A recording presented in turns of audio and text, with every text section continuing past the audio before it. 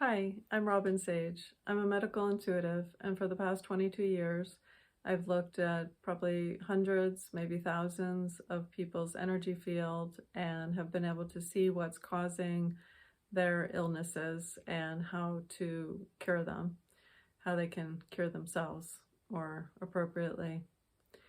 And what I've seen is that fear is the cause of all illness. So fear comes in different variations. It could be past traumas, a trauma that happened yesterday.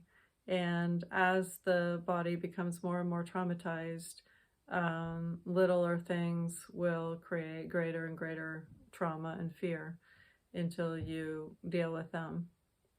And so during the past couple of years with COVID-19, I've seen an onslaught of fear in people in terms of being afraid to catch COVID-19 and die, of course, or go through a lot of pain.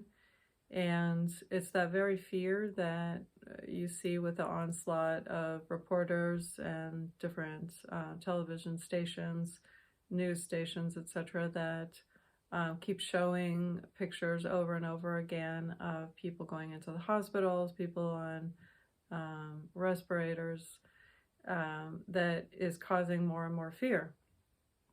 So that's why some people can withstand COVID and other people can't. It really has to do with your degree of fear.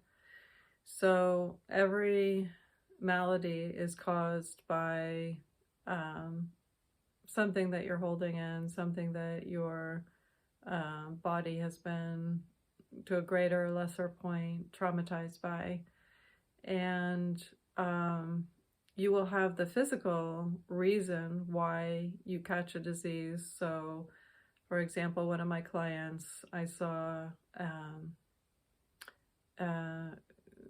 started with cancer in his body because of some asbestos in the ceiling in his office, and then the air conditioning was spreading it around the office building. So the question is, why did he start to grow cancer in his body and other people did not? And so this is what I'm trying to say, is that if you have a predisposed condition, which is feeling bad about yourself or feeling afraid about different issues, could be finances, could be relationships, it could be, thorns in your side, could be overstress. These are all the openings. These open up a passageway for a disease to come in. And then we have the physical issue that creates kind of the spark for that disease to start building in your body. So while there might be a physical reason, it could be toxicity, breathing in toxins, it could be infection inside the body. There's so many different physical issues that will cause sickness in the body. It could be poor diet. All those things are real, but they wouldn't create a disease unless you had a precondition of some sort of mental, spiritual, emotional stress in your body. So in other words, it's the emotions, the stress, the fears, the traumas that are the original causes for disease. The other things, the physical factors, they just come in and make it happen. So yes, you can get rid of those physical reasons, but if you don't get to the core issue of why you're sick in the first place, those diseases can keep coming back. It is good to face whatever the physical issue is. Maybe you're drinking too much alcohol and that's affecting your liver and your kidneys, or maybe it's an unhealthy diet. And again, those things are great to heal and to recover from. Change your diet, And healing will work on both sides. So it will work if you work a little bit on the emotions, it'll start to heal you, and then a little bit with the physical stuff that you're doing that complements the emotional side. So if you were to ask me what is most important to do, I would say the emotional work, because not that you would want to keep eating junk food or unhealthy foods, or have, lack of exercise or any other unhealthy habit in your life. But in order for you to heal completely, you need to get to the root, the original cause of the issue. So those things are hard to know. They're hard to decipher. Sometimes you can have so much going on in your life. And that's why people have readings with me, so that they can get to the root of their issues. And I'm the same way. It's much easier to read someone else than to read myself. I do read myself, but I also hire friends or other professionals to read what my specific issues might be, because you could have, say you broke your finger, that could be different than the issue that you have with your teeth, or with your plantar fasciitis, or cancer, or any other thing that you might have going on in the body. So it's good to address each individual issue and then work on that issue in terms of healing the emotional side of it, whether it's through therapy or counseling or energy reading and healing. There's so many different avenues that you can take for healing, and they're all good. Sometimes people think, oh, well, I've worked on this so much and I'm not getting anywhere. Well, you are. If you've worked on it, and if you've implemented healing techniques into your life, you are working on it. And if you change your diet, or definitely your thoughts, because your thoughts are part of the foundational cause for the malady. So thoughts, the way you feel about yourself, healing that specific issue from the past. A lot of what I see with women especially is issues of rape. You can think that you've healed yourself from it, but I'll look at something going on in many different women's bodies, and I'll see it goes way back to that. Sometimes it can even go back as far as past lives, to issues that you had way back then, and they can reoccur in this lifetime if you don't deal with it. It's just, you're giving your soul an opportunity to heal that issue that was from a long time ago. And so that's why we choose the parents, the siblings, all that we choose. It's not really to be tormented, but it's to give us an opportunity to heal things that we haven't healed from the past. And part of the healing is how we process it, what is our perspective about it? Have we lost all of our self-worth because of it?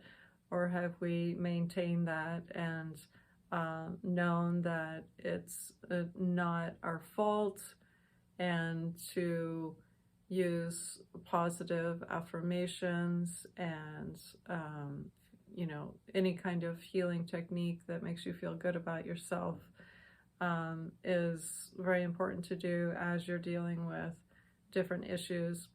So the reason I'm making this video, well, it applies to every different healing and sickness that you can have.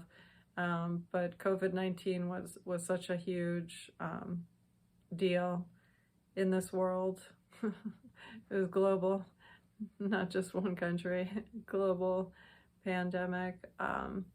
And it was sad for me to see people becoming more and more fearful, because I knew that that made them more and more susceptible to getting COVID-19 and other sicknesses, and dying of that, and seeing people dying without their family members. That's just the worst thing you could do. So I really want to impress upon you that fear is what causes disease. You can be around different cells, different amoebas, different toxins, different diseases, different viruses, different bacteria. You can be around all of them and you can be okay. So what makes the difference is that fear. If you're just, stressed out, or fearful about different things, or haven't dealt with your past traumas and they're still living in you, even though you're not thinking about it every day, they're still active in you. Those are the things that will make you sick. So obviously it's a little late now, but it's never too late to learn this, that watching the news, if they're just going to pummel us with the same information, people going in and out of the hospital and not enough doctors, of course that's going to make everyone so terrified. And of course then there's the other aspect of that, which is when people are that scared, they're going to do things that they wouldn't normally do, and therefore become more controllable. So what I hope to impress upon you is that meditating, filling yourself with love, creating the most relaxing life possible is the best thing that you can do for yourself. Creating the most joy, laughter, healthy relationships, breathing deeply. You will always be healing yourself if you're breathing deeply. There's no way you can't be healing yourself when you're breathing deeply. That's what I've seen for over 20 years in my energy readings and healings, as deep breathing, filling with love and light.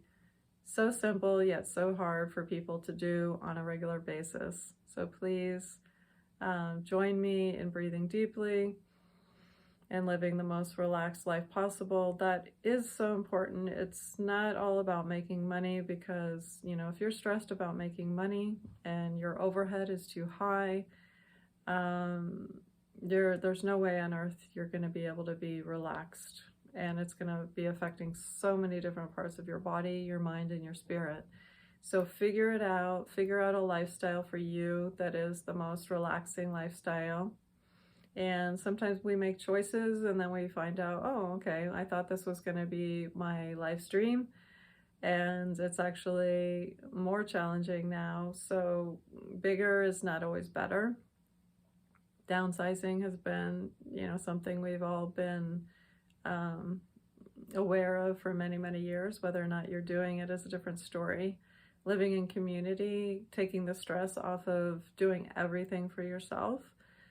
Creating community gardens where people help out with each other, to eat, you know, have a more relaxing lifestyle and to eat closer to home right from your garden is one of the most joyous and healthy things that you can do. All right, please leave your questions and comments below.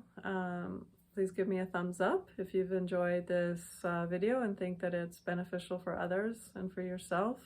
And if you're interested in energy readings and healings, you can reach me at info@robineaglesage.com or my website, robineaglesage.com. And if you're interested in classes, I teach an empowerment program. I teach people how to read energy and become medical intuitives and all kinds of other types of energy readers with the focus on clairvoyance. You can find that information. It's called the Empowerment Program, and that's also my website, robineaglesage.com or medicalintuitivetraining.com. Thank you very much.